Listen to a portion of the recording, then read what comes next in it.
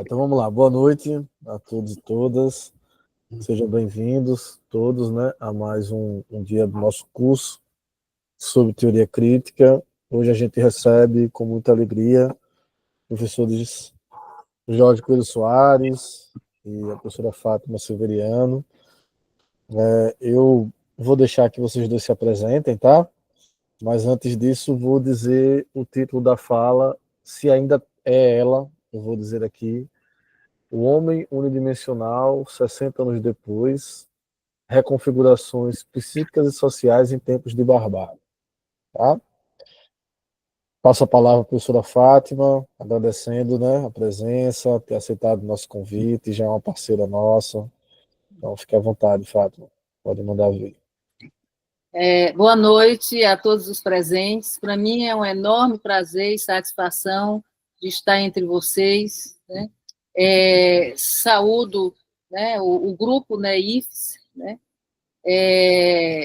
Agradeço também ao Instituto de Psicologia da Universidade Federal do Rio de Janeiro e, em especial, agradeço o convite do meu amigo e mestre Jorge Coelho Soares, meu interlocutor de sempre, e gostaria de fazer aqui, né, o registro também, né, de uma grande querida amiga, mestra, colega, que é a professora Gessilene Campos de Araújo, que se encontra aqui presente. Olá, Gessi. Olá, boa noite a todos. Muito obrigada, Fátima. Foi, inclusive, membro da minha banca, em que eu primeiro elaborei uma dissertação de mestrado sobre Marcuse, né? Gessi estava lá como membro desta banca.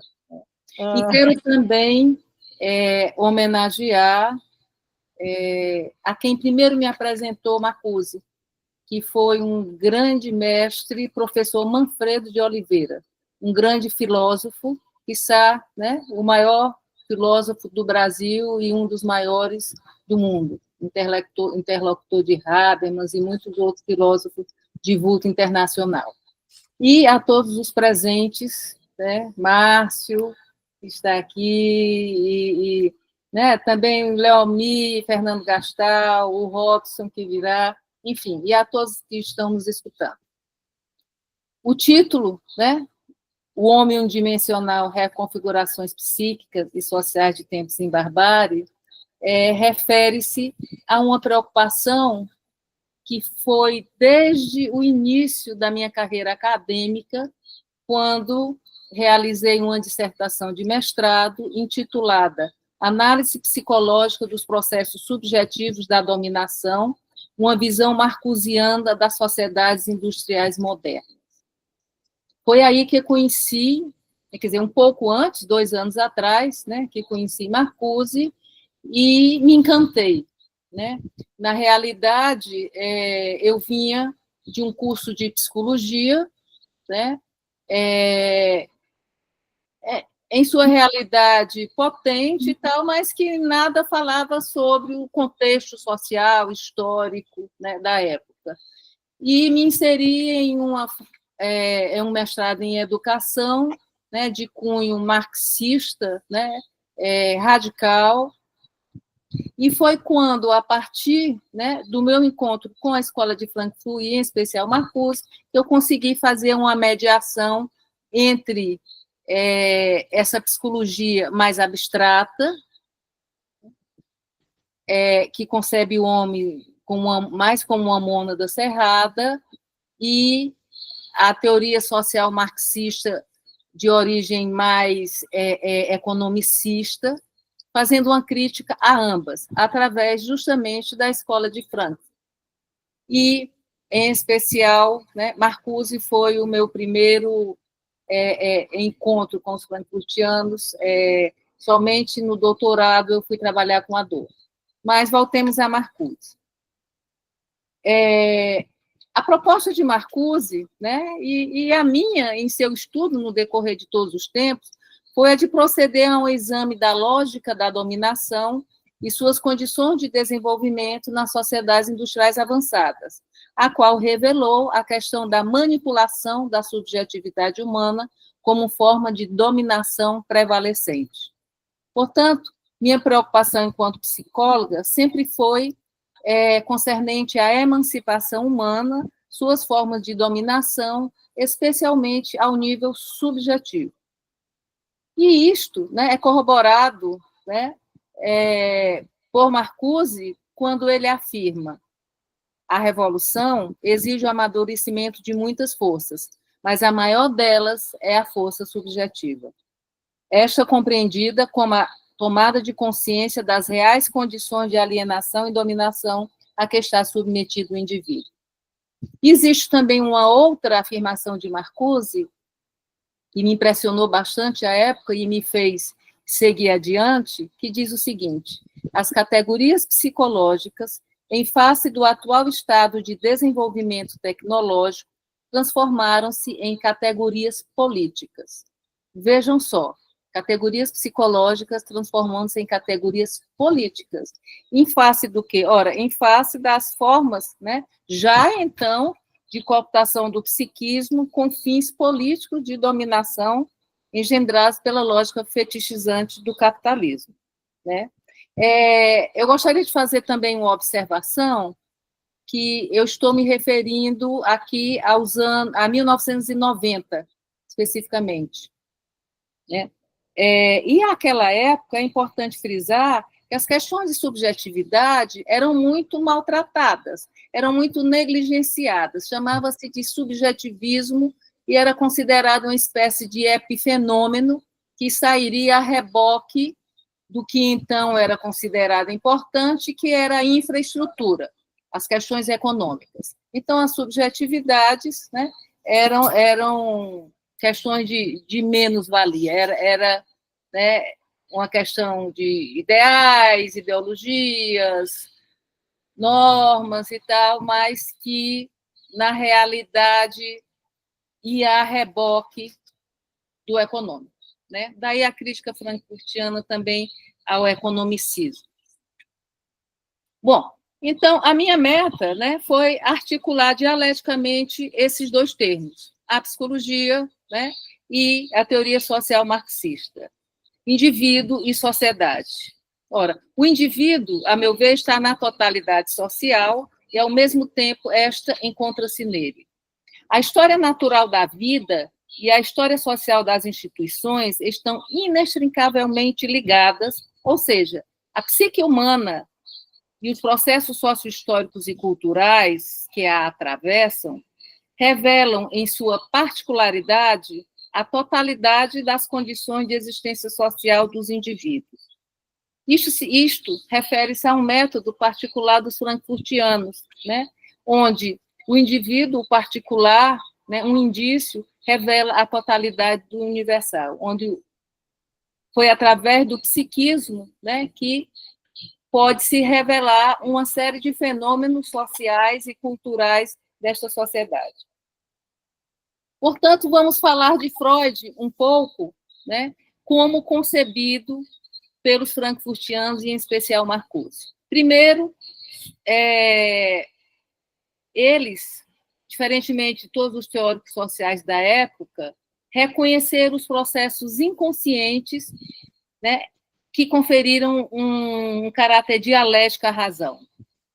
E também houve uma certa historicização da psicanálise, a qual passa a ser concebida como uma psicologia social e histórica, revelando ao nível do psiquismo a história da repressão e alienação humana. Existem conceitos em Marcuse, como o de mais repressão, como o princípio de desempenho, que posteriormente no debate nós podemos conversar sobre ele. Mas interessa dizer que para Marcuse, a análise dos processos inconscientes, o debruçar-se sobre o mundo privado dos desejos e das pulsões, não significa uma fuga do social, mas antes uma tentativa de reencontrá-lo na própria estrutura psíquica dos indivíduos, através da investigação dos mecanismos e processos de manipulação psíquicas engendradas pelo sistema. Daí o objetivo desta palestra, né, tentarmos analisar, né, as configurações a que Marcuse se propôs à época dos anos 60 e também as reconfigurações psíquicas atuais, né, que engendram formas de dominação. Bom, eu preciso conceituar a dominação para Marcuse, né?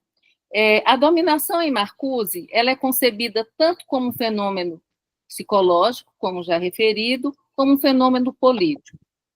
Possui um caráter duplamente histórico. Refere-se ao processo civilizatório, que evoluiu como dominação organizada, e, no nível individual, refere-se à história íntima dos indivíduos, na qual são reproduzidas as mesmas condições de opressão na esfera das necessidades e desejos, sedimentada na própria estrutura psíquica. Portanto, citando Marcuse, a dominação pode ser exercida por homens, pela natureza, pelas coisas. Pode ser interna, exercida pelo indivíduo sobre si mesmo e aparecer na forma de autonomia.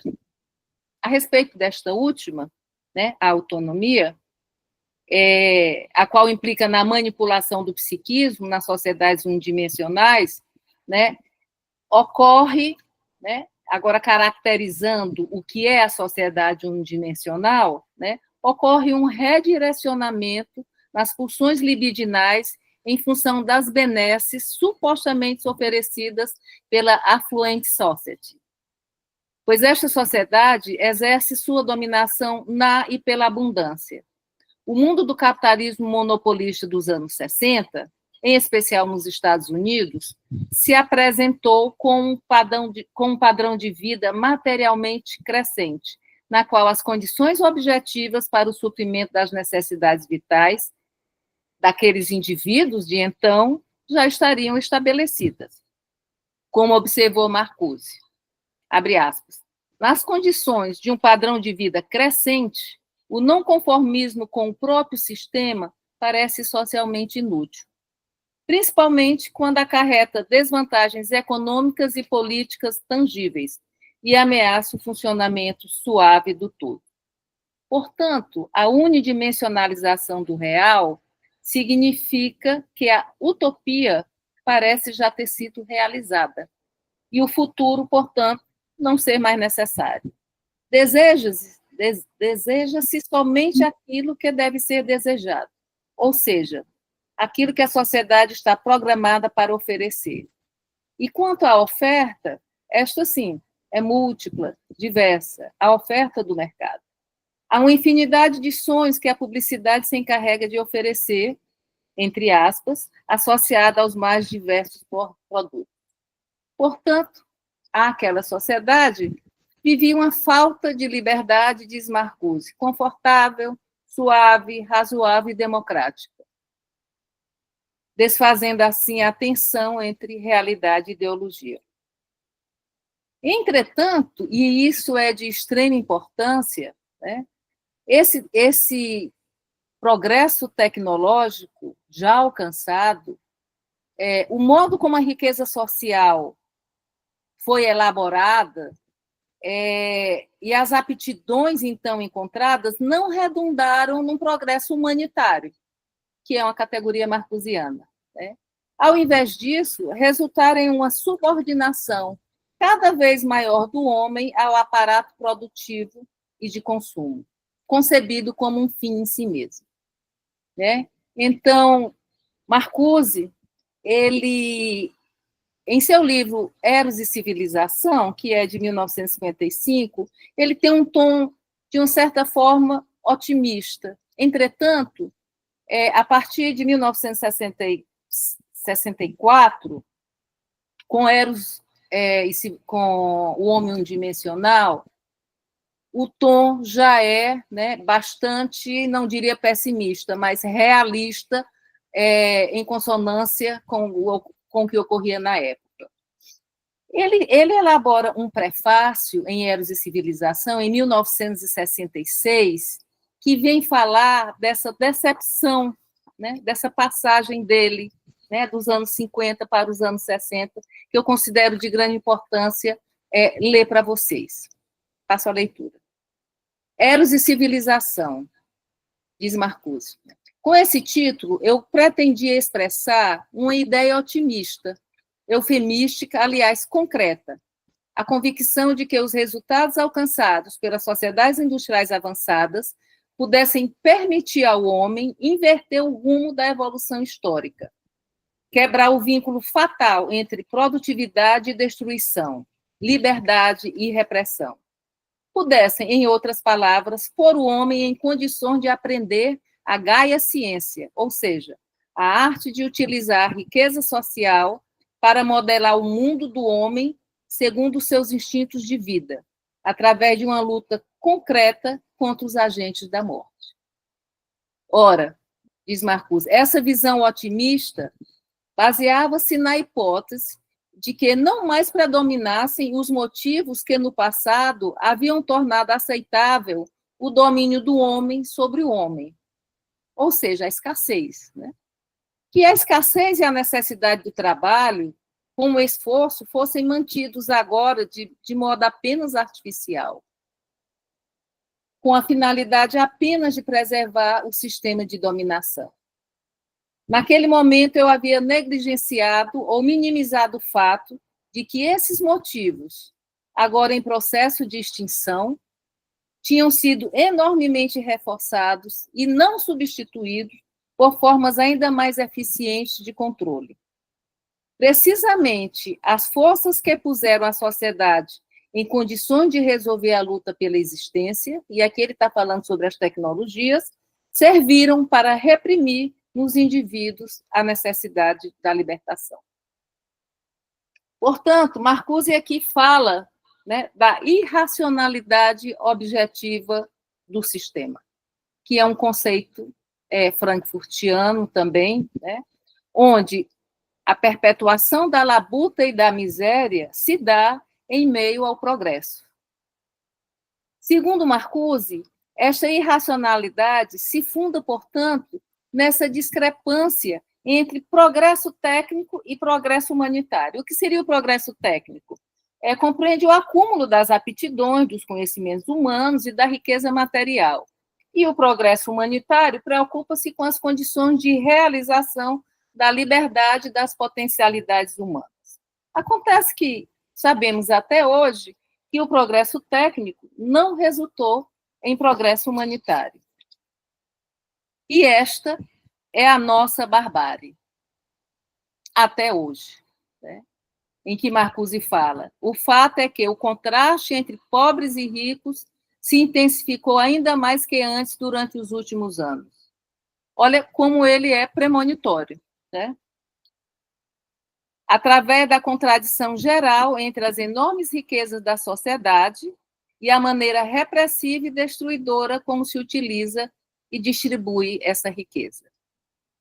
Portanto, Marcuse, né, atualíssimo nessa sua citação, né, vem nos falar dessa barbárie atual, desse enorme fosso que continua entre pobres e ricos, entre a minoria que detém um percentual enorme, né, de financeiro, né, e a grande maioria que está na base, né, alargada da nossa pirâmide social.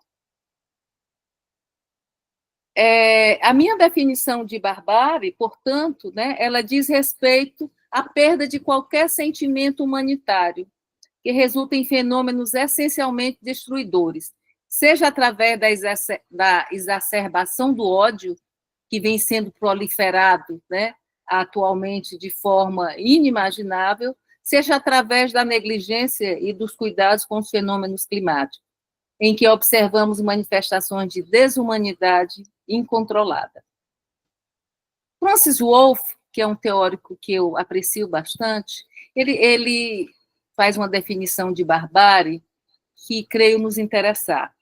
Ele diz: barbárie é a incapacidade de suportar a humanidade em sua diversidade.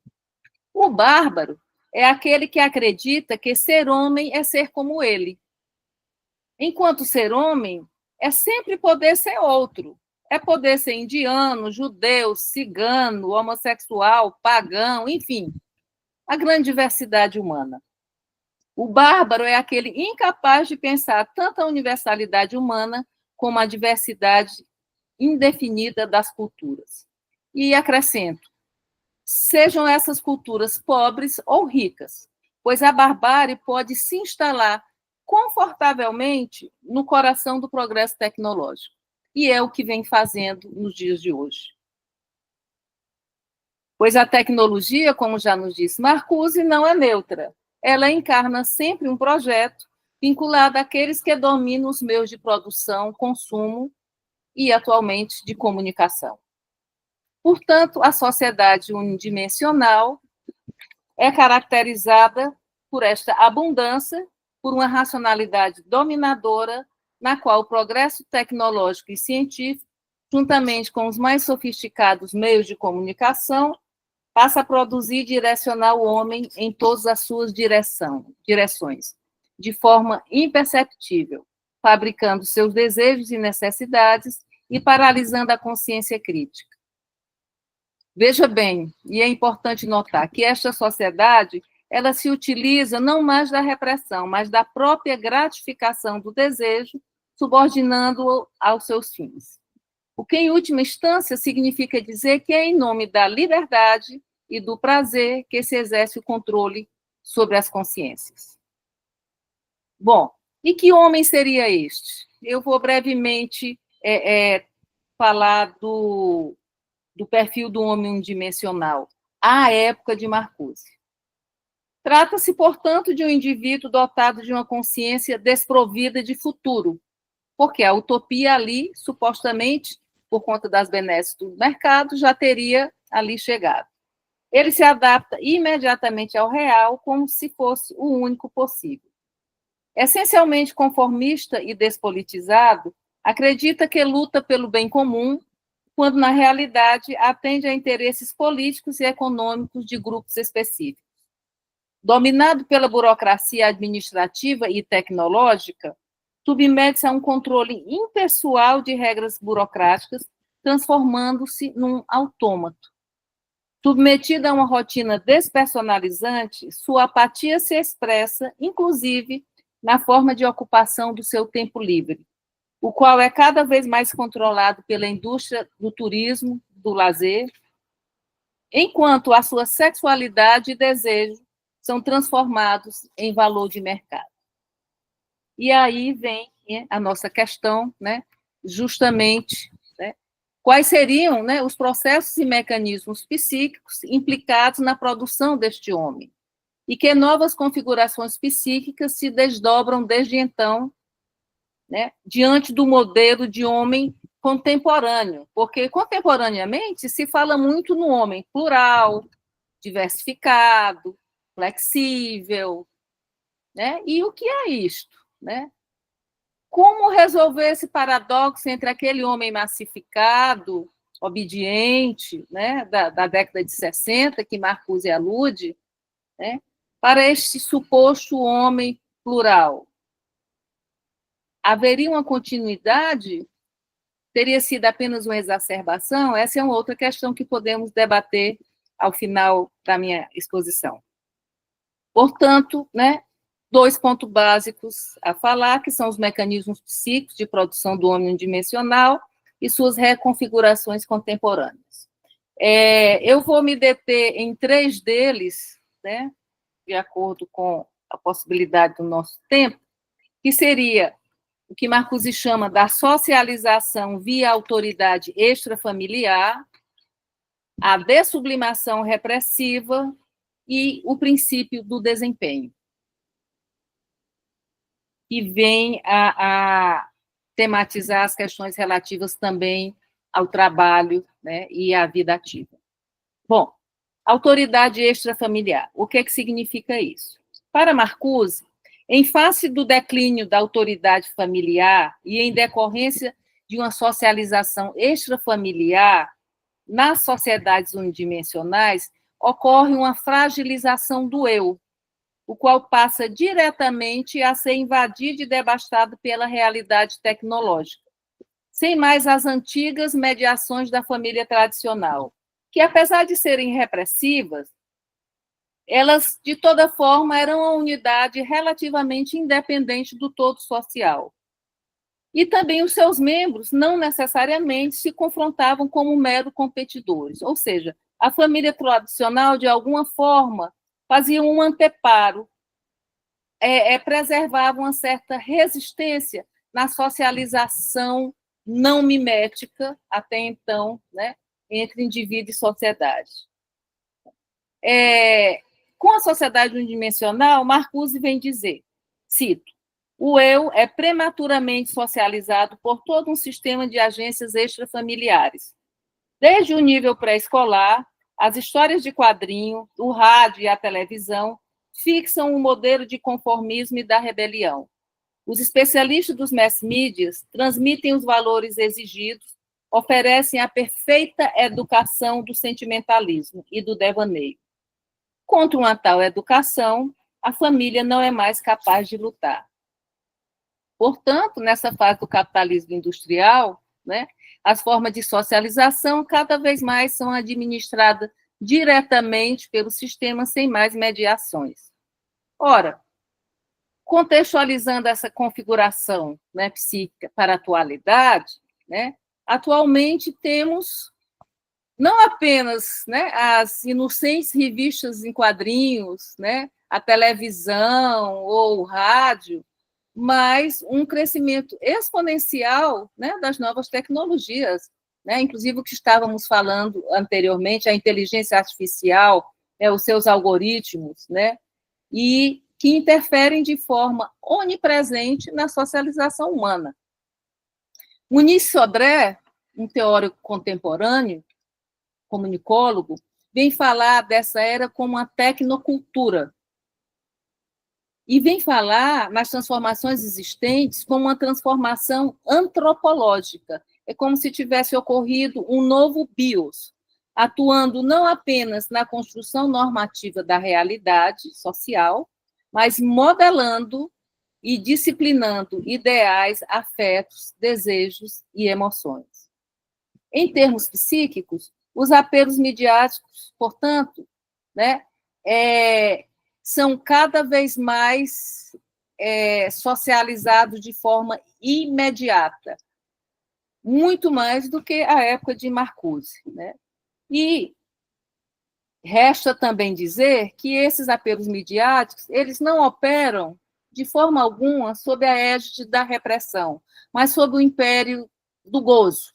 É o imperativo do gozo que prevalece. Trata-se da transformação dos ideais culturais em imperativos, em mandatos, que têm que ser cumpridos de forma imediata. Seja autônomo, seja feliz, seja magro, seja jovem, enfim, uma série de mandatos que temos que nos encaixar. Jurandir Freire Costa fala em to fit, né, para que possamos ser reconhecidos. Observa-se atualmente o imperativo da autonomia e do empreendedorismo, onde o indivíduo é o único responsável para produzir a melhor versão de si mesmo. Existe até uma revista que se chama Indústria, Sociedade Anônima, é uma coisa assim parecida, né? Sociedade Anônima, né? Porque o indivíduo se torna a própria empresa, né? Tornando-se ele o único culpado pelo seu fracasso, independente de quaisquer outras determinações sociais, econômicas, culturais, quer dizer, isso não mais existe. Se você é próspero, você é um ganhador, né? Temos aí a teologia da prosperidade tão falada, né? Se você não é, você é um loser, né? E você é o culpado. Segundo o Han, né, o Byung-Chul Han, vivemos uma era da expulsão do outro. O tempo no qual o outro passou. Aí compreende-se a figura do outro como mistério, né? Quer dizer, o ideal, né, de tempos atrás, o outro era concebido como mistério, como desejo, também como inferno, como dor, mas como alguém distinto de você mesmo, como uma alteridade. Ora, vivemos hoje a positividade do igual. A proliferação do igual não produz proibição nem repressão, mas permissividade, sobrecomunicação, e a afirmação do sempre mais do mesmo, ou sempre mais do mesmo, nada mais é do que uma hiperunidimensionalização. Ou seja, prosseguimos, né, nessa unidimensionalização. E isso concerne também e tem relação direta, né, com o que Christoph Less chamou da cultura do narcisismo, que é um desinvestimento do mundo enquanto espaço público e político de trocas intersubjetivas, né, onde o indivíduo recua para o próprio eu, para preocupações muito particularistas em detrimento das causas públicas, cada um preocupado consigo próprio. Este autocentramento leva ao desaparecimento da alteridade como valor, passando outra a existir apenas como plateia, seja através da conquista do olhar, do aplauso, ou na internet, através de um like, né? Através de expressões de imagem de ostentação, para a produção de admiração e, principalmente, de inveja. Né? Quer dizer, tudo lá está exposto para ser cobiçado. Bom, ao nível macro, né, vou falar rapidamente, apesar dessa aparência de liberdade e fluidez, né, na era virtual vivemos sob o império da vigilância.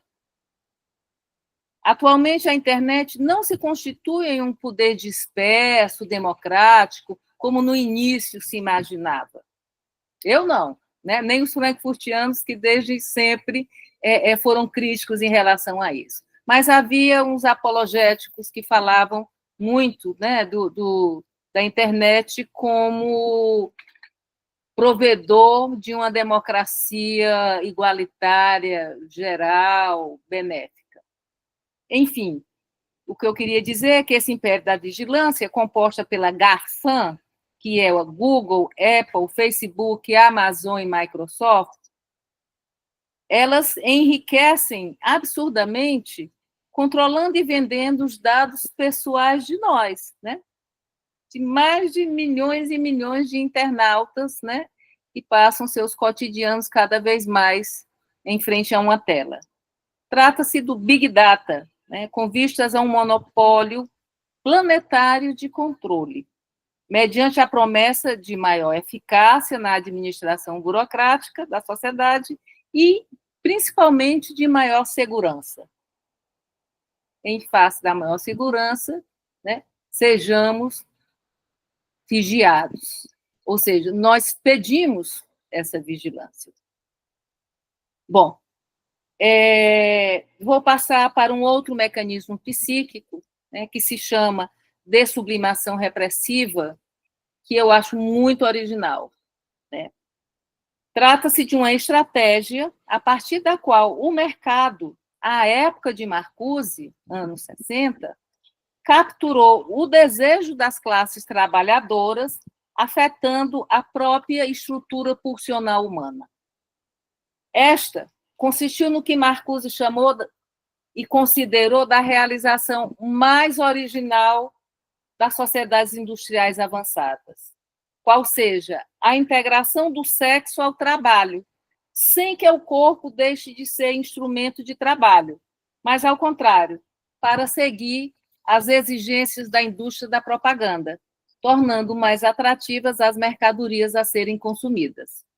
Ocorre, portanto, né, que este processo de dessublimação repressiva, ao simular, suprimir a própria repressão, porque o prefixo des, né, é como se não houvesse mais repressão e a energia libidinal atingisse seus fins últimos, né, ela termina por fortalecer-se imensamente, uma vez que suprime as forças opositoras, tendo a tornar-se invencível.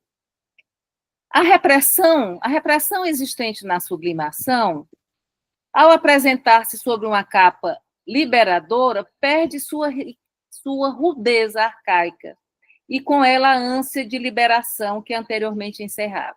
Ou seja, o desejo é afetado deste modo em suas próprias raízes. E o sexo, antes potencial para explosões pulsionais e revolucionários também, já diria Reich, William Reich, né? Ele converte-se em poderoso instrumento de adequação ao sistema, além de promotor dos negócios. Como afirma Rouanet, temos, então, que a gratificação assume, neste sentido, um aspecto de dessublimação, qual seja substituição da satisfação diferida por uma satisfação imediata, da satisfação indireta pela satisfação direta, porém não com fins de realização libidinal do indivíduo, mas com fins mercantis. Temos a repressão de Eros, né, e não a sua liberação. Em suma, passa a ocorrer, portanto, uma liberação controlada da sexualidade e uma reorientação do desejo para objetivos compatíveis com as ofertas do sistema, em que o sexo passou a ser um mero adorno do mercado. Não o adorno nosso, mas um adereço do mercado. Bem, a dessublimação e o sexo, né, como promotor de venda, continua a existir na nossa sociedade, né? Mas, atualmente, eu observei, e isso fez parte da minha tese de doutorado, que esta sociedade ela buscou um novo argumento para legitimar, né, as suas formas de repressão, né? Para legitimar o que ela chama de pluralidade, que é justamente o discurso que se centra na individualidade, com ênfase nas possibilidades de escolhas, no exercício das diferenças, dos estilos, dos segmentos, das identidades. Ou seja, o argumento reside atualmente no fato dessa sociedade ser capaz, entre aspas, de prover não só o desejo de todos, como ocorria na sociedade de massa marcusiana, mas de atendê-los de forma supostamente individualizada, singularizada, personalizada. Ora, tudo isso nós vemos contemporaneamente, né, através de um mercado de coaches, né, dos personal training, né, dos especialistas religiosos que atendem você individualmente, né, porque você é uma pessoa singular, quer dizer, é como se o mercado paparicasse o indivíduo, né, quando, na realidade, essa pluralidade, essa diversidade é apenas um engodo que serve para fins mercantis e não com a finalidade de emancipação e desenvolvimento do próprio indivíduo. Marcuse, né, já à época dele, ele estava bastante consciente, né, daí eu considero ele muito premonitório, dessas questões de pluralidade. Ele diz o seguinte: a realidade do pluralismo se torna ideológica e ilusória, na medida em que está subordinada às instituições competidoras, que promovem um progresso tecnológico dissociado dos interesses de emancipação do indivíduo. O resultado é a perda da consciência crítica e a produção de uma consciência feliz que se explicita como plena aceitação das mistificações da realidade, sob a vigência não do princípio do prazer, mas, como é alardeado, do princípio do desempenho, que é um outro mecanismo psíquico que Marcuse vem a colocar e que eu vou falar muito rapidamente, né, para que possamos entrar no debate. O que é o princípio do desempenho? O princípio do desempenho é a forma predominante do que Freud chamou do princípio da realidade, tá? Ele é estratificado de acordo com os desempenhos econômicos e concorrentes dos seus membros.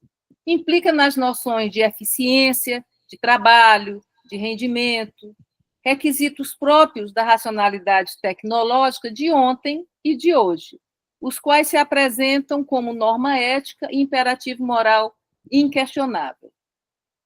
Em nossa contemporaneidade, o princípio de desempenho segue sendo, né, portanto, a forma histórica do atual princípio da realidade. Inclusive, se exacerba. né? Trata-se do que Debord chama da sociedade do espetáculo, do que Ehrenberg fala da sociedade da performance e do que Bichurran fala da destemporalização e do que ele também chama do do it yourself. O que é isso?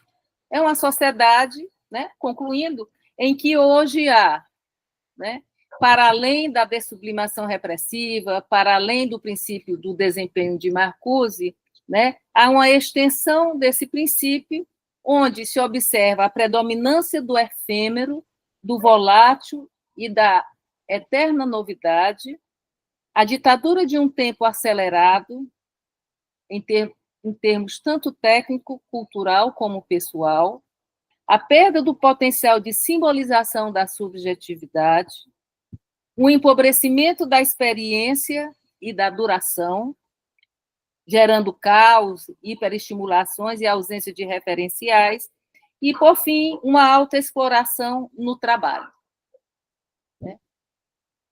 Portanto, as questões vinculadas ao trabalho, né, elas são de extrema importância. Richard Sennett fala no flexi-tempo, e nós hoje vivenciamos, né, um tempo de trabalho que pode ser, inclusive, né, inserido na sua própria rotina doméstica, né, e poderemos questionar, né, nas contribuições dos meus colegas, né, que vêm trabalhando sobre a questão do trabalho, como Fernando Gastal, né, e Leomir. Bom, ao findar, né, eu gostaria de falar sobre uma citação de Marcuse, né, que é o que me moveu durante esses 35 anos a insistir numa crítica, apesar de ver, né, o mundo cada vez mais desenvolvendo, né, os traços de uma verdadeira barbárie. Para Marcuse, né, e para mim, né, essa sociedade atual, ela é uma sociedade de unidimensionalidade narcísica. Não houve nenhuma ruptura, mas sim uma continuidade. E Marcuse nos alerta sobre a importância da crítica, dizendo, abre aspas, toda liberdade depende da consciência da servidão. A eleição livre dos senhores não abole os senhores ou os escravos. A livre escolha entre ampla variedade de mercadorias e serviços não significa liberdade se esses serviços e mercadorias sustêm os controles sociais sobre uma vida de labuta e temor, mas apenas testemunha a eficácia dos seus controles. E, em termos históricos, né, o processo de unidimensionalização prossegue e Marcuse prenuncia, né, em sua última entrevista, em 1978, o que hoje está acontecendo. E termino com esta situação. Marcuse diz, até quando durará a estabilização do capitalismo tardio? Agravar-se-ão realmente as contradições internas, sejam da natureza que forem, ou conseguirá o capitalismo, em um prazo breve, fortalecer-se sobre a base de um imperialismo econômico e político reforçado, inclusive com a China e a Rússia como mercados? Se isto suceder, então os dominadores poderão deixar-se tranquilamente dormir outros 100 anos. Em tal caso, não haverá revolução. Portanto, nossa tarefa consiste em perturbar este sono. Termino por aqui. Muito obrigada.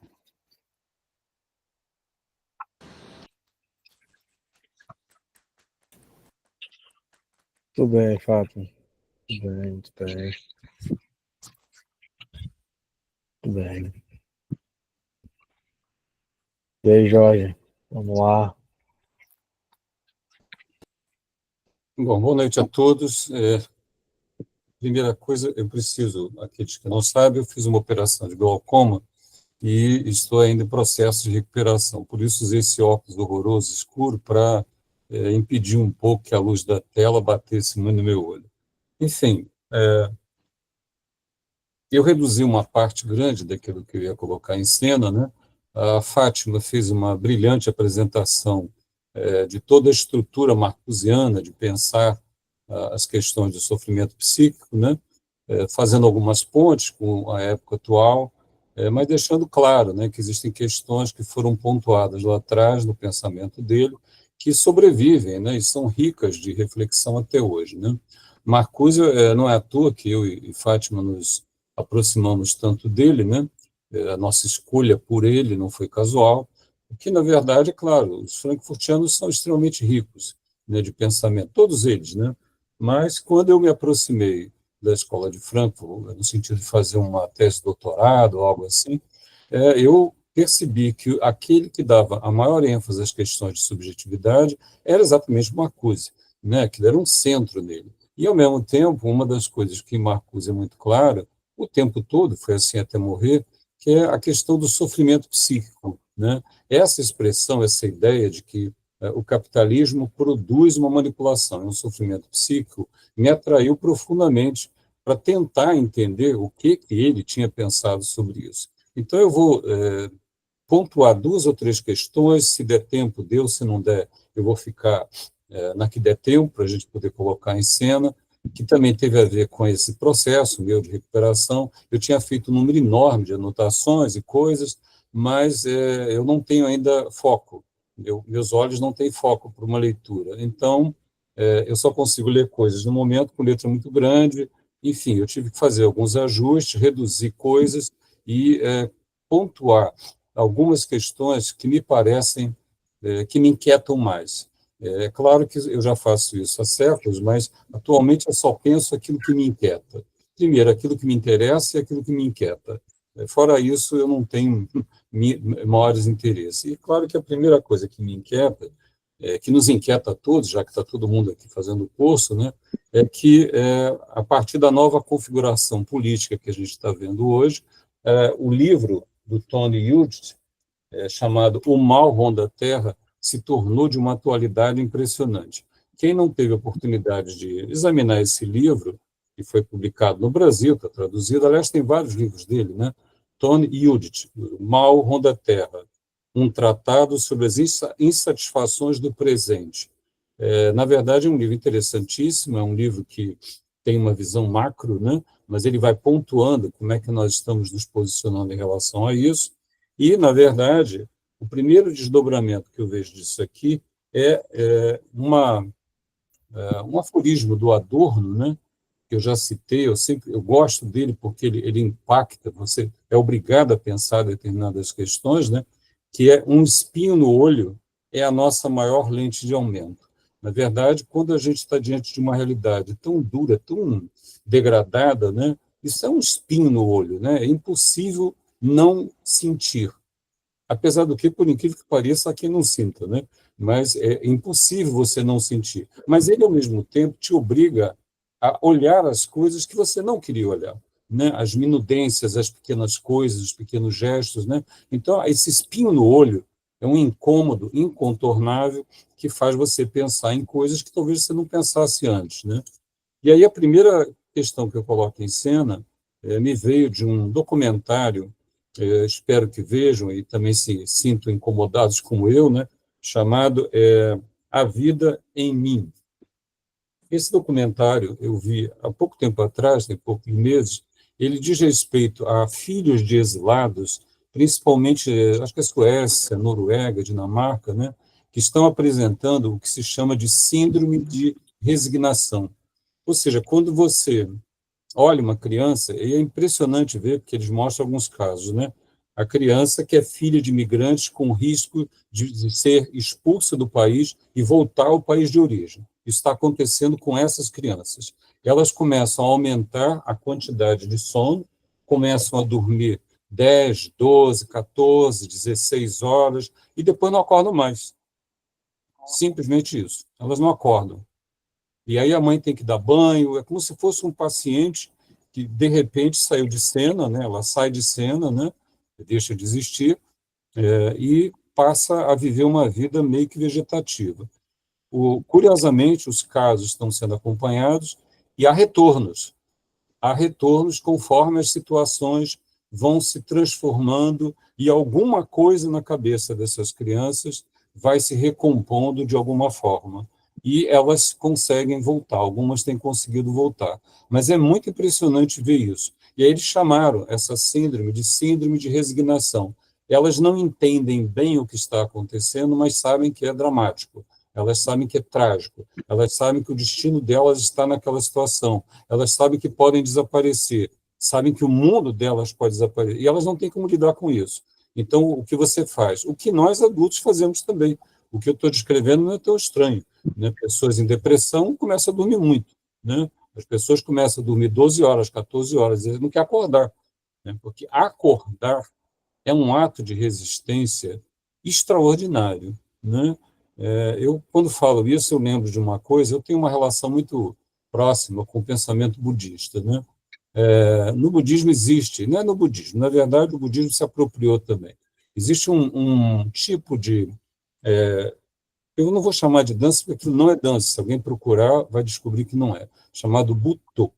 Pode-se falar assim, Butto, B-U-T-O, Butto. Foi criado depois da Segunda Guerra Mundial, no Japão, evidentemente, né? E eu chamo aquilo uma expressão corporal. E se você vai atrás de uma dança com esse nome, você vai ter uma decepção profunda. Primeiro, que não é entretenimento, você não vai se divertir nada vendo. Segundo, que não tem referência com as danças que a gente tem na cabeça. Na verdade, é uma movimentação corporal dolorosa, sofrida. O ator fica deitado, às vezes, no chão, se movendo de uma maneira que dá um incômodo enorme, você fica na dúvida do que você está vendo, e aí, de repente, depois de um longo tempo de movimentação corporal, em que ele parece sofrer muito para fazer isso, ele fica em pé. E aí existe um coreógrafo, que é o Tatsumi Hijikata, que diz claramente isso, e eu estou impressionado com isso. Na verdade, na vida, o primeiro gesto fundamental que faz a gente persistir e não resignar é ficar de pé, né? Você acorda de manhã, senta na cama e diz, eu vou levantar. Isso parece banal se você não vive uma dramaticidade muito grande na sua vida. Se você vive, você entende o que eu estou falando na hora. Eu não preciso ficar explicando. Ficar de pé é a condição essencial para que alguma coisa possa acontecer, né? Então, às vezes, um microgesto, ele dá a dimensão de que você vai resistir, de que você vai continuar a viver, você vai continuar a fazer alguma coisa.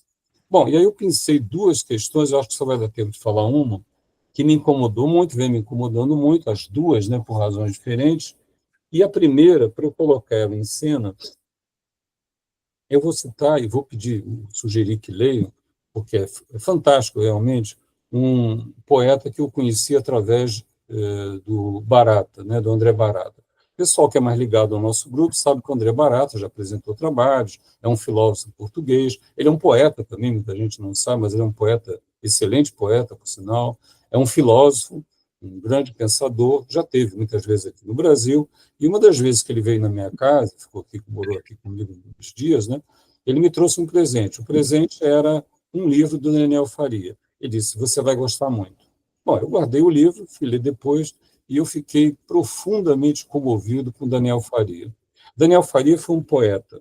Em 1971, ele nasceu, morreu em 1999, para vocês se situarem no tempo. Morreu com 28 anos, morreu de um acidente banal, ele levou um tombo, bateu com a cabeça. Pronto. A vida, às vezes, é... E ele foi celebrado em Portugal como, se tivesse vivido, talvez Portugal tivesse tido 2 Fernando Pessoa, para ter uma ideia do que eu estou dizendo, do tipo de tamanho que esse poeta tinha, né? A poesia toda dele saiu num volume só, da Síria Alvim, e agora, esse mês, saiu um último inédito dele, que eu comprei em Portugal, e não chegou. Mas a poesia toda dele cabe num volume. Ou seja, ele escreveu, mas ele estava em franco processo de produzir uma poesia fantástica. Eu vou citar um que é o que me comoveu profundamente. O título do poema é Homens que são como lugares mal situados. O título já é fantástico, né? Homens que são como lugares mal situados. Eu não vou ler o poema, porque o poema são muitas páginas. É um poema longo. Mas ele fala no poema dos homens. Ele começa o poema dizendo: examinemos um homem no chão. É a primeira frase do poema. Examinemos um homem no chão. Então, ele te coloca na posição de quem observa. Você observa aquele homem que está no chão, né? Esse homem sobre o qual ele vai falar. É o homem mal situado, né? E ele diz, homens que são impreparados e desprevenidos, como casas saqueadas, como sítios fora dos mapas, como crianças órfãs, são como a negação das estratégias, são como sobreviventes, imaginando relâmpagos, dobrados pelo pensamento, à espera de um companheiro possível para o diálogo interior. E ele vai desdobrando o pensamento dele, descrevendo esse homem impreparado, esse homem que é o homem que ele está se referindo como lugares mal situados.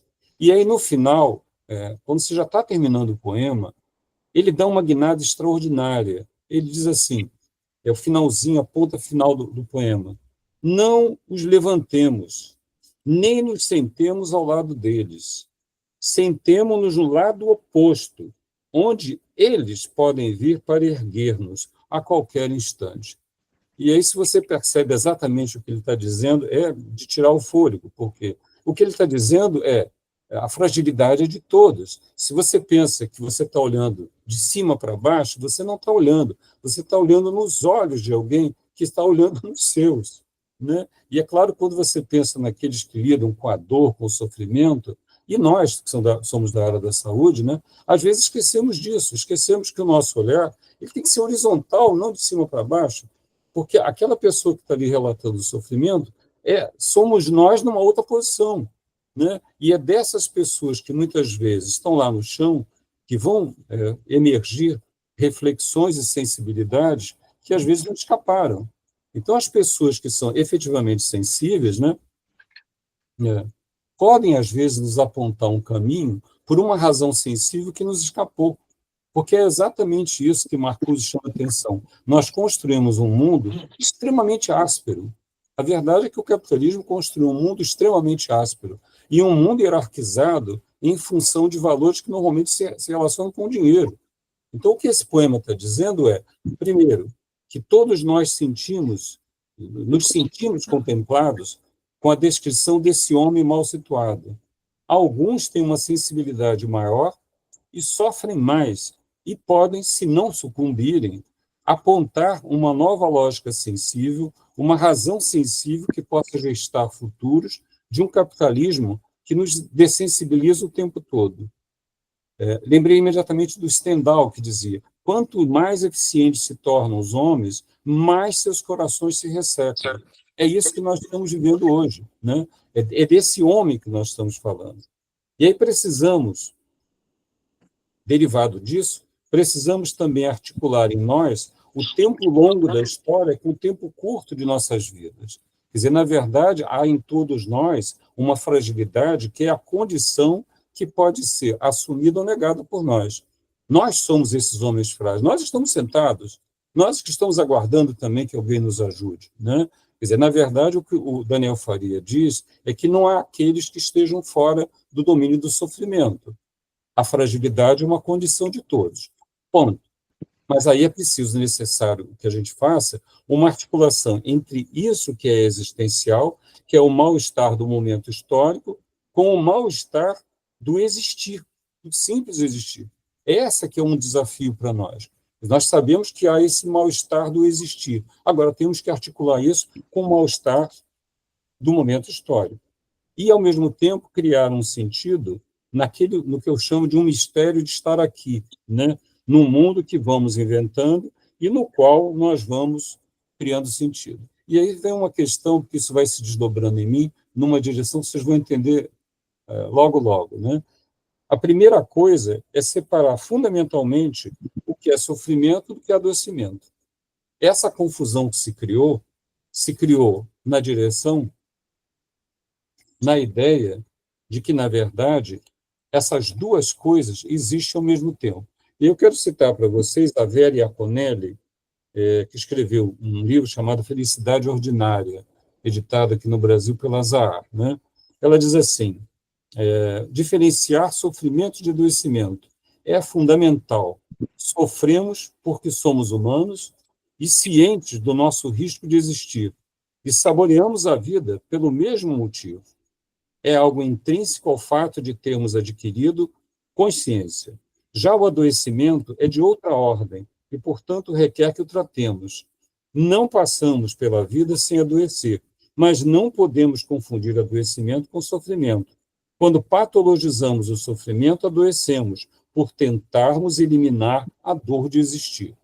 E é aqui que eu quero fazer a ponte. Porque, na verdade, nós estamos realmente educando as novas gerações para saber lidar com a grande dor das perdas que passaram.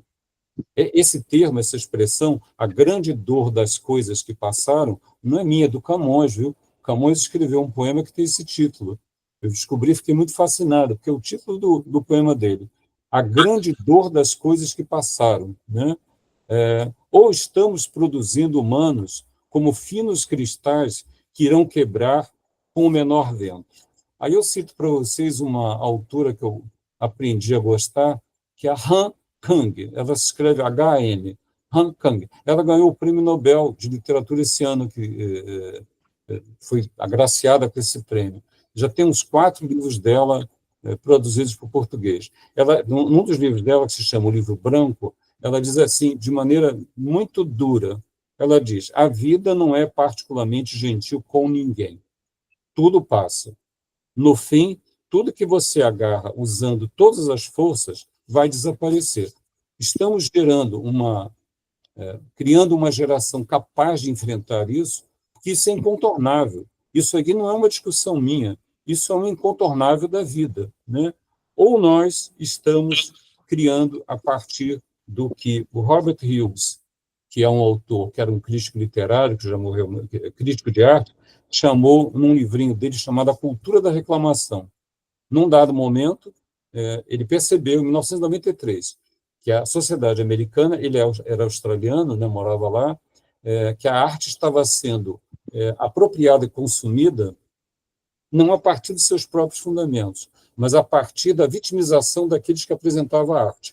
Então, a coisa mudou completamente em 93. Ou seja, já não era um quadro que precisava ser apreciado, mas era um quadro de um homem negro da periferia. E eu precisava colocar isso para dizer se era bom ou não. Veja bem, o meu critério estético já estava, ele percebeu isso fabulosamente, já não estava mais sendo regido por critérios estéticos objetivos, mas estava sendo obrigatoriamente empurrado para se colocar em cena identitarismos, o Leomir vai falar um pouquinho disso depois, que, na verdade, passou a comandar toda a lógica estética a partir daí. E aí ele escreveu um livrinho, que eu acho uma maravilha, chamado A Cultura da Reclamação, a partir do momento em que a reclamação passou a constituir um sujeito e você tem que referenciar a arte a esse sujeito e não a obra dele, seja lá o que for, né? Bom, isso aconteceu em larga medida, né? E aí, claro que, a partir desse momento, 2 derivações aconteceram, né? Mergulhando naquilo que o François Joubert chama de o domínio das paixões tristes. Ele escreveu um livro, que acho que está em português, chamado O Tempo das Paixões Tristes. As paixões tristes é onde o sofrimento social não é mais experimentado como um desafio que exige lutas coletivas, mas como uma série de injustiças pessoais, discriminações, experiência de desprezo, questionamentos de autoestima, o que leva a ressentimentos e a incapacidade de designar objetivamente adversários no plano político. É uma queixa generalizada de injustiças, discriminações, de ressentimentos, né? E as lutas políticas estão sendo colocadas num outro patamar, né? Aponto, por fim, nessa questão, né, que como elemento para reflexão, é claro que isso não é saída de nada, é um pensar em voz alta, né? Primeiro, considerar não como doença as expressões de fragilidades que surgem primeiro nas pessoas de maior sensibilidade e em nós mesmos.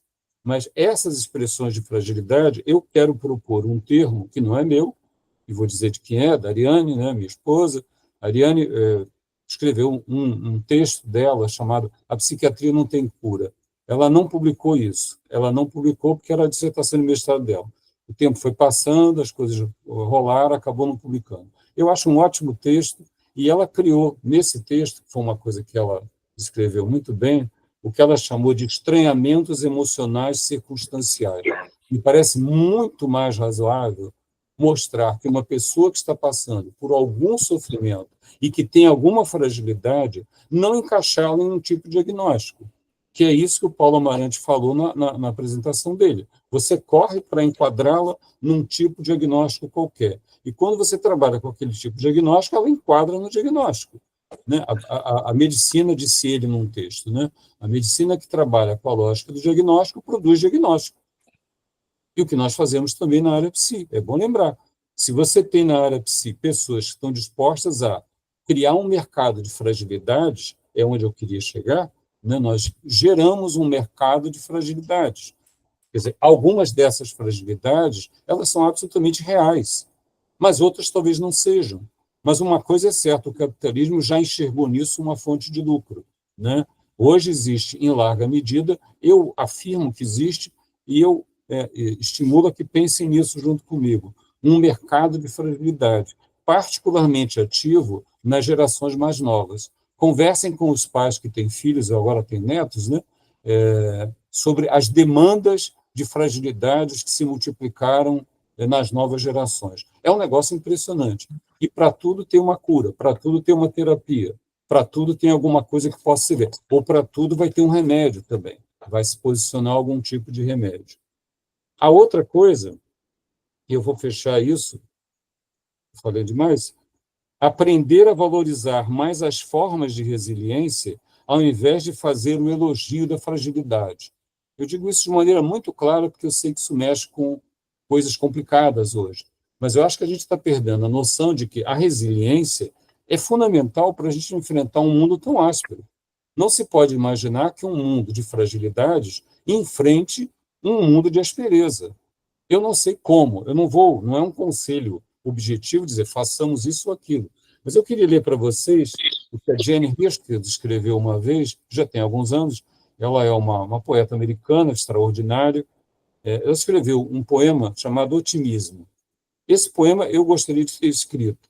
Diz assim: venho admirando cada vez mais a resiliência. Não a resistência simples de uma almofada, cuja espuma volta repetidamente à mesma forma, mas a tenacidade sinuosa de uma árvore. Tendo a luz de um lado sido bloqueada, não há muito tempo, vira-se para o outro lado. Uma inteligência cega, é claro, mas de tal persistência surgiram tartarugas, rios, mitocôndrias, figos, toda esta terra resinosa, que não se retrai. Alguém tem que dizer isso, né? Eu acho que é preciso pensar que os mecanismos de resiliência exigem também uma certa dureza ao lidar com as queixas de fragilidade, coisa que ninguém está querendo colocar em cena, né? Quer dizer, tudo vira uma grande fragilidade a ser medicalizada, a ser terapeutizada, né? Ter um rótulo. É fundamental que se dê um rótulo à fragilidade, né? Ela passa a ter um rótulo, esse rótulo passa a ser parte do sujeito, passa a ser parte, inclusive, do status do sujeito. Eu já verifiquei isso também, já vi pessoas usando a sua própria fragilidade como um símbolo de status, né? Eu sou assim, eu sou assado, se enunciando a partir do próprio símbolo de fragilidade que ela criou. Eu ia continuar, nosso tempo é menor, mas a segunda parte seria bem mais longa do que essa, eu não vou fazer isso, não. Eu prefiro que a gente converse um pouco mais. Só vou dizer o que era, porque é algo que me incomoda muito, e eu teria que fazer isso com calma.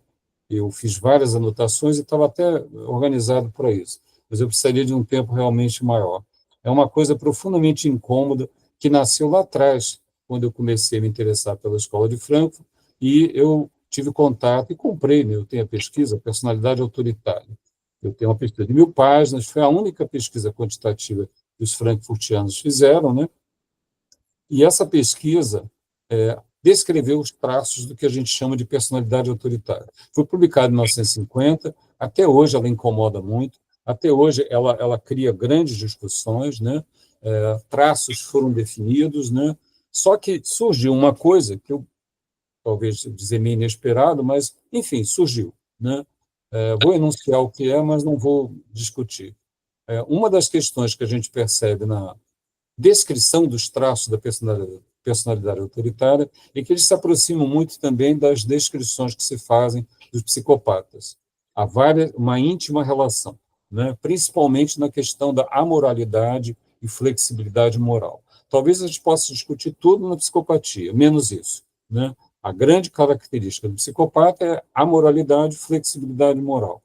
Para ele não há sentimento de culpa. Se você não tem sentimento de culpa, a minha amiga ali, psicanalista, sabe muito bem, não há o que fazer, né? Eu não consigo mobilizar nada se a pessoa, pelo menos, não se mobiliza dentro de si, né? Então, claro que o que se percebeu, né, nessa pesquisa é que essa amoralidade, ou essa imensa flexibilidade moral que o psicopata tem, ou tinha, ainda tem, né, é exatamente semelhante aos traços que aparecem nas pesquisas da personalidade autoritária. Pois bem, o que vou colocar só em cena, o que aconteceu é que, alguns anos atrás, foi publicado um livro chamado A Sabedoria dos Psicopatas. Quem escreveu isso foi um psicólogo, Kevin Dotton. Está em português esse negócio. E o que esse cara faz é, juntando essa discussão com uma discussão de que o mundo do capital é um mundo essencialmente, ele diz isso, essencialmente psicopático, e que os mais bem-sucedidos têm traços muito claramente psicopáticos, até aí vai, ele diz, por que não usar essas pessoas? Aí não vai, né? Aí a gente tem que parar para pensar o que ele está dizendo. O que ele está dizendo é, ok, essas pessoas existem, essas pessoas podem ser, ele chama de psicopatas funcionais. Nunca mataram ninguém, nunca cometeram nenhuma arbitrariedade, mas elas podem perfeitamente ocupar, segundo ele, posições na sociedade que nenhum de nós quer, né? Ou seja, coisas que exigem uma brutal capacidade psíquica de suportar uma tensão que nós não vamos suportar, mas que um psicopata conseguiria. E ele diz, por que não usar essas pessoas? Eu vou parar aqui sobre nós, né? Por que não encaixar essas pessoas numa lógica que já quer essas pessoas, que já aceita essas pessoas? Bom, agora durmam-se com esse barulho e, se quiserem, examinem o livro, porque me incomodou profundamente ler isso, né? Ou seja, até aqui, até esse livro, você podia dizer, ok, isso existe, vamos pensar. Mas agora as coisas estão se tornando diferentes. E é bom lembrar que as características que ele aponta se encaixam como uma luva nos líderes políticos que vocês estão conhecendo muito bem agora, os daqui e os de fora. São muito encaixáveis nas duas listas, quer da personalidade autoritária, quer nessa personalidade psicopática. Ok, sobrou um tempinho para a gente conversar e eu paro aqui, tá bom?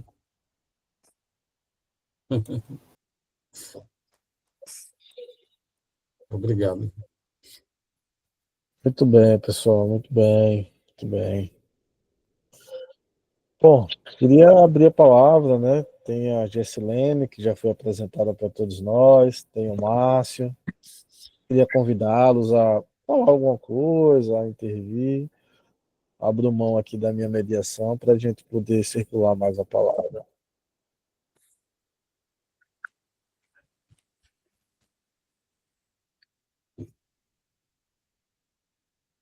Boa noite, eu me senti convidada agora por você, a Leomar. Certamente não tenho muito a contribuir, uma vez que eu tenho aprendido bastante com a Fátima, nas ocasiões em que assisto alguma palestra dela. E quero dizer que esse foi mais um momento para mim de aprendizagem. Eu sou psicóloga, sou psicanalista, e estou ensaiando agora, participando dessas duas palestras tão interessantes, sobre Marcuse e o pensamento, né, nessa sociedade em tempos de barbárie. Queria cumprimentar primeiro os dois palestrantes, o Jorge, e que a Fátima me fala sempre com muito carinho, e é a primeira vez que eu te vejo, Jorge, e é um prazer estar aqui nesse momento. Muito Pois obrigado. é. E ver, né, o pensamento do Marcuse tão avançado à época e, ao mesmo tempo, tão importante e tão um visionário, né? De ver o que me preocupa muito, o que está acontecendo atualmente aqui no Brasil, no mundo, uma espécie, eu diria, de desumanização que a Fátima falou. Eu estou falando nos meus termos, né? Mas não domina as categorias frankfurtianas, mas essa naturalização do mal, eu diria, uma verdadeira naturalização do mal, e uma desumanização realmente em benefício, não é, da exploração eu diria, da ganância, né, do acúmulo de cada vez mais do capital. Então, são essas coisas que eu fiquei pensando. Numa outra ocasião, quem sabe, poderei contribuir mais. Obrigada. Muito bem, muito bem. Foi só para fazer a gentileza, né? E passar a palavra para você, que Fátima tinha mencionado. Quem mais gostaria, pessoal, de contribuir com alguma questão, alguma observação? Uma pequena observação, porque tentei ser rápido, né? A personalidade autoritária, muita gente não sabe, a fundamentação teórica tem a mão do Marcuse, viu? Porque você lá o Adorno, o Frank, o Brunswick e tal, mas muita gente não sabe que o Marcuse ajudou muito a construir a parte de fundamentação teórica que está ali, o texto inicial, que é um texto longo, né? São uma centena de páginas, né? Que dá fundamento a todo o processo de construção das escalas, né? Particularmente a famosa escala F, né, de fascismo, né? Que é aquela que se tornou mais famosa, né?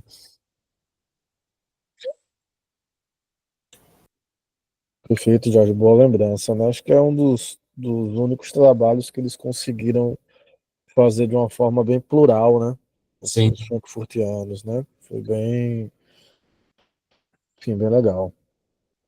A gente tem uma tradução, né, Jorge, pela Unesp, mas só pegou a contribuição do Adorno, né? É só um pequeno. A pesquisa toda são 1.000 páginas, né? Ainda se encontra. Não é difícil em inglês, e eu tenho uma edição muito bem feita, até editada aqui na Argentina em 65. Mas é um tijolo, né? Você tem que ir com calma, tem que estar interessado e olhando, né? A parte de fundamentação é muito fascinante, né? Mas depois você vai ver que, na verdade, e é bom lembrar, só para quem não tem um contato muito grande com a Escola de Franco, foi a única pesquisa quantitativa. Os frankfurtianos não se metem nisso, né? Quando você abre um texto frankfurtiano, não tem gráficos estatísticos, pesquisas isso não tem, você não vai achar isso, né? Existe uma reflexão, uma compreensão e toda uma discussão que é mais do âmbito filosófico mesmo, né?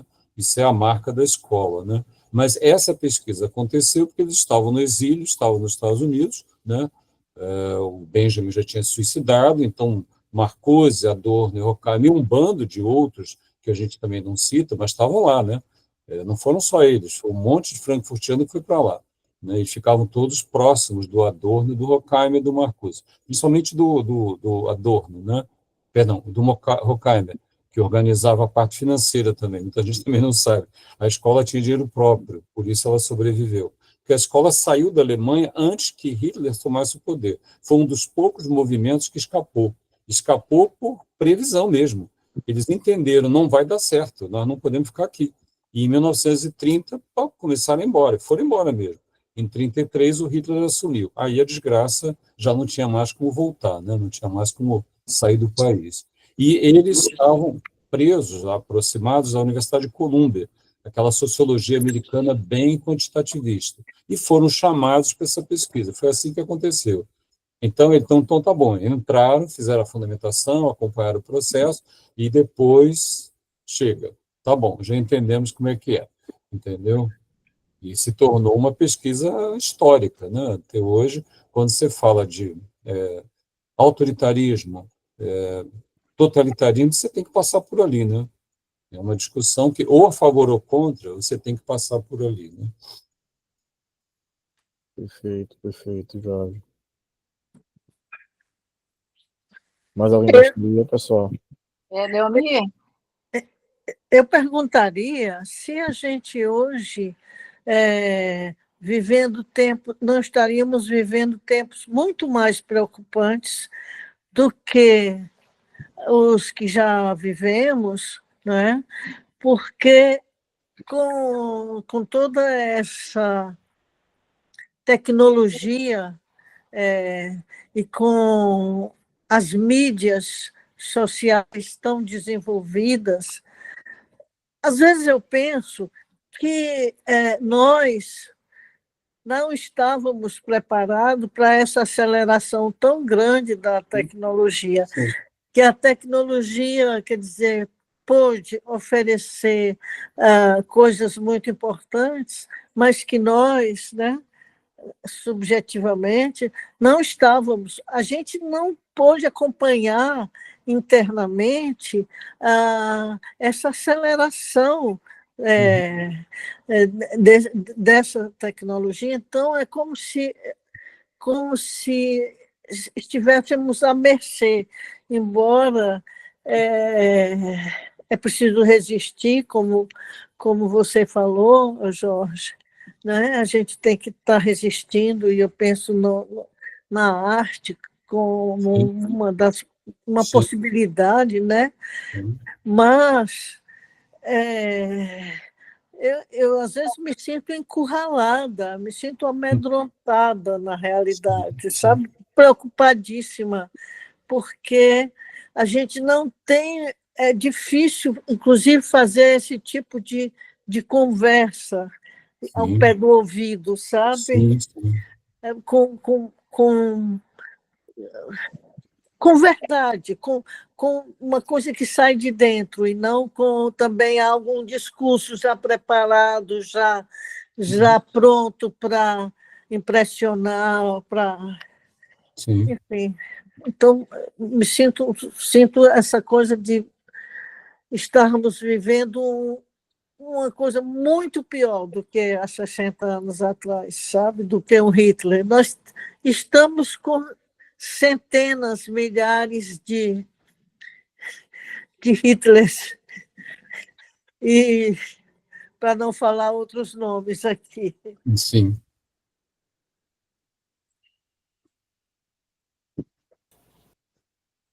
Você acaba de anunciar, Gessilene, a tese do Günther Anders, né?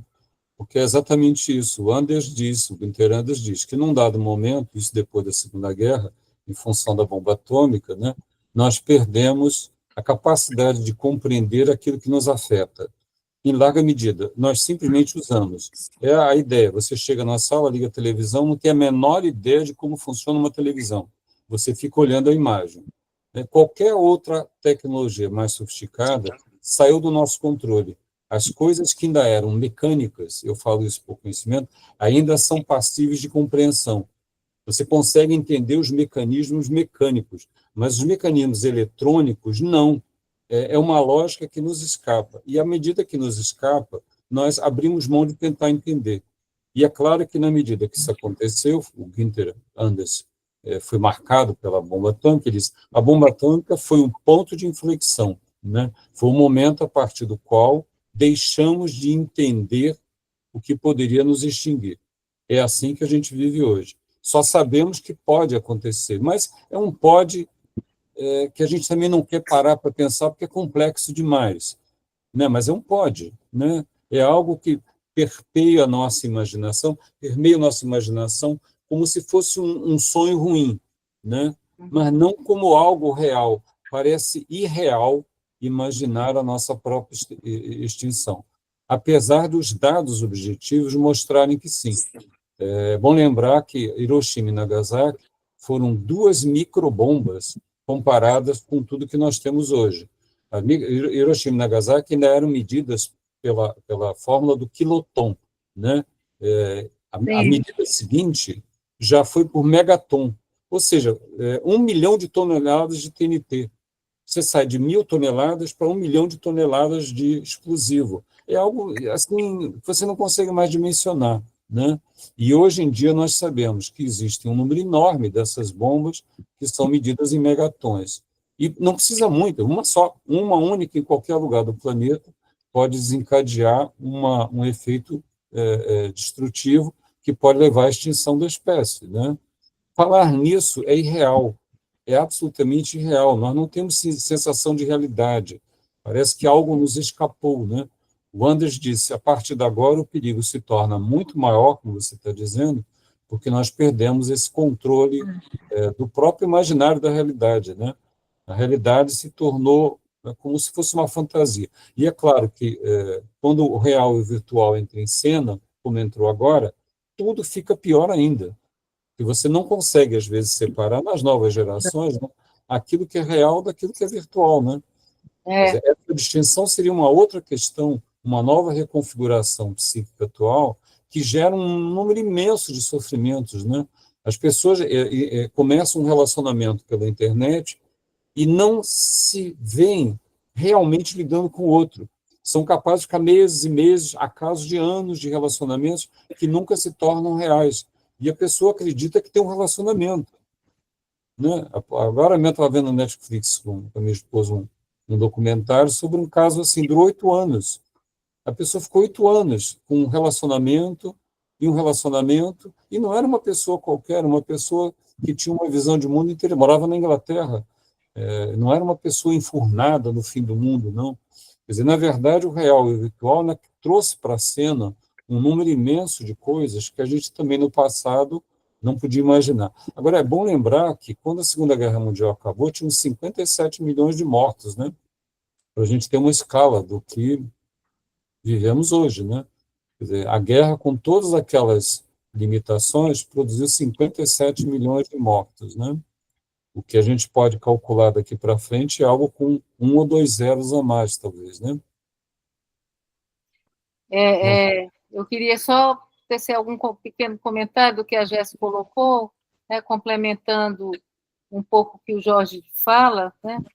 É fato que nós estamos cada vez mais afastados das decisões importantes do mundo, da vida, né? É aquilo que eu coloquei sobre o progresso tecnológico, o progresso humanitário, né? O progresso tecnológico, a técnica tem um desenvolvimento exponencial, do qual somente os especialistas têm domínio, e cada vez mais é reduzido, e o resto da população, né, se torna apenas plateia, né, quando muito, de tudo isso, e não vítima, né? Então, né, a temática da ficção e da realidade, de fato, fica embaçada, né? Fica confusa. A verdade, a chamada pós-verdade, também, né? Todas as tecnologias das inteligências artificiais, dos algoritmos, né? E isso, de fato, produz um desconforto, um embaçamento do discernimento intelectivo né, a que estávamos acostumados de uma forma tremenda, né? Mas eu insisto em dizer que tudo isso tem que ser criticado, esmiuçado, investigado, porque se você deixa Sim. ao largo, se você deixa as mãos sempre dos especialistas, né, você passa a ser o ignorante e tudo aquilo que está se sucedendo parece naturalizar-se como o correto, né? Daí ser importante esse espaço que temos aqui e cada um talvez em outros lugares de discussão e de se perguntar, mas é isto mesmo? Né? Que coisa, antes, né, havia outras formas, né? Essa não é a forma necessariamente normal, né, natural, né? Há muitas coisas acontecendo, há uma hiperestimulação intensa.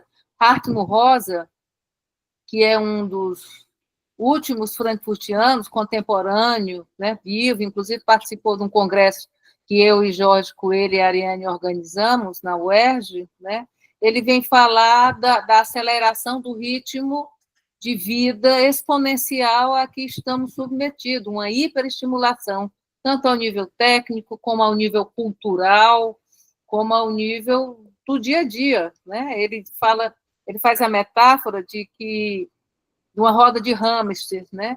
Que nós andamos, andamos, andamos sem sair do lugar, né? E você tem que estar sempre à frente, mas não sai do lugar, porque ele diz que assim você precisa andar para pelo menos ficar no mesmo patamar, porque se você ficar parado, você fica para trás. Isso eu me lembro de algumas questões vinculadas à universidade, onde a produção intelectual, que era, como o Jorge estava comentando, 2 artigos, 3 artigos, no máximo, por ano de qualidade, né? Hoje você tem que ter 10, 12, né? E aqueles que você produziu há mais de 3 anos atrás, eles não valem mais. Você não pode ficar parado. Se você ficar parado, você não fica no mesmo lugar, você fica aí atrás, né? Então, são questões como essas, né? E inúmeras questões, né, contemporâneas, né, e que afetam diretamente a constituição do psiquismo, do adoecimento,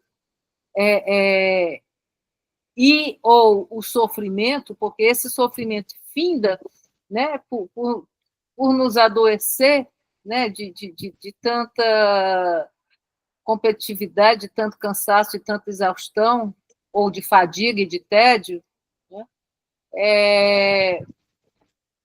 precisa ser expresso, né? Eu acho que é isso que a gente está fazendo aqui, né? De alguma forma nos tornando vivos, né? Nos tornando visíveis, não, né, face aos interesses de outro, mas face aos nossos próprios interesses. Que isso eu chamo de emancipação, de liberdade, né, de esclarecimento, que é uma palavra antiga, né, mas eu gosto. É isso. Muito bem, muito bem. A palavra está aberta ainda. Eu vou só fazer uma consideração muito breve mesmo, de uma coisa, Fátima, que volta e meia eu digo ao Jorge, né? A gente já tem uma relação de muitos e muitos anos, e eu comento com o Jorge, eu já comentei pelo menos 1 ou 2 vezes, Fátima, de como, quando eu ouço o Jorge falar, e também você, né, hoje especificamente, eu me dou conta do que é um professor, sabe, Fátima? Que é o que é que a gente transmite, né? Eu acho que o que a gente transmite é uma experiência, né? Mais do que um conteúdo, um conhecimento, uma perspectiva, sabe? Eu olho para vocês dois e vejo muito como vocês puderam transmitir ao longo das décadas, né, de ensino essa experiência aos alunos de vocês, né? Assim, no meu contato com o Jorge mesmo, o que eu mais aprendi foi isso, né? Não foi exatamente a me tornar um frankfurtiano, mas fui a me tornar alguém que gosta de ler, alguém que gosta de gatos, né? Alguém que gosta de uma boa conversa, alguém que trata os outros muito bem, né? Alguém que gosta de ler junto, de compartilhar, né, aquilo que sabe, mas de viver junto, sabe, Fátima? E eu acho que hoje, né, para quem não conhecia vocês dois, talvez tenha sido um pouco de uma amostra disso, né? Claro que isso não desconsidera toda a erudição de vocês, né? Eu estava aqui me lembrando, Jorge, quantas referências você citou aí que a gente nunca conversou sobre, né? E aí, para quem está aqui na sala e não sabe, eu falo com o Jorge quase todo dia, né? E quase todo dia a gente troca referências e uma coisa que ele já leu, uma coisa que eu estou lendo, né?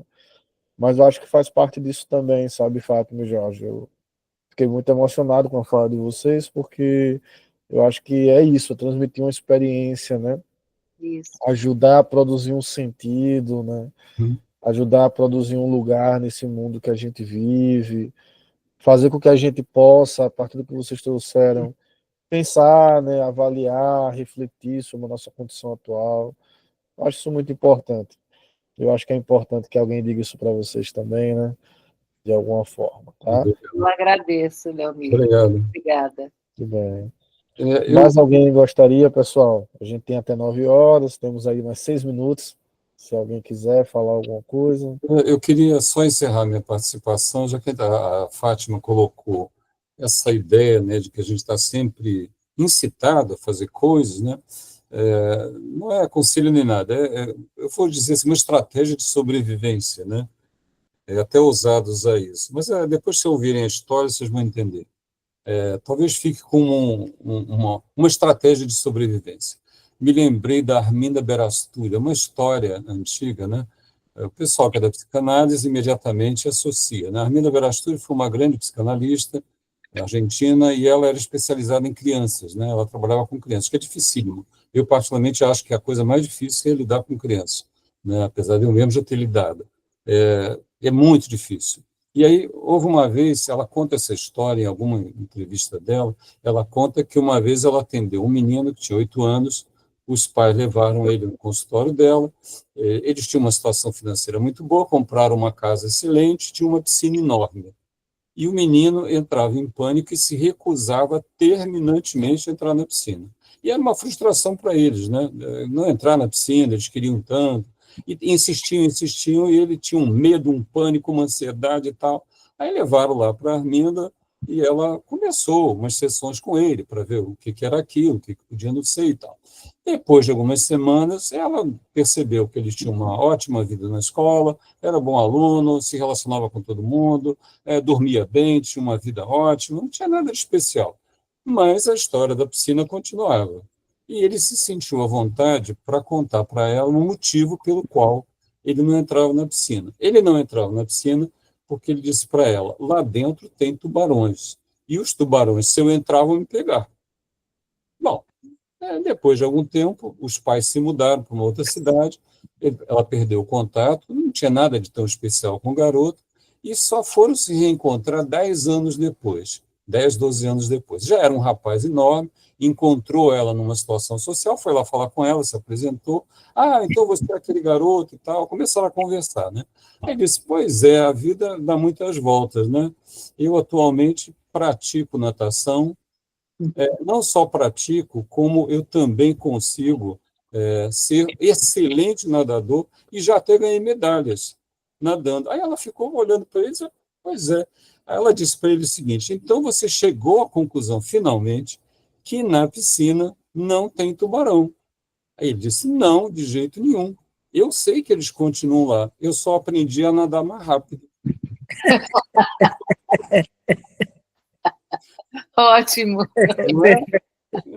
Uma sugestão para nós, né? Muito bem, muito bem. Fátima, gostaria de fazer alguma consideração?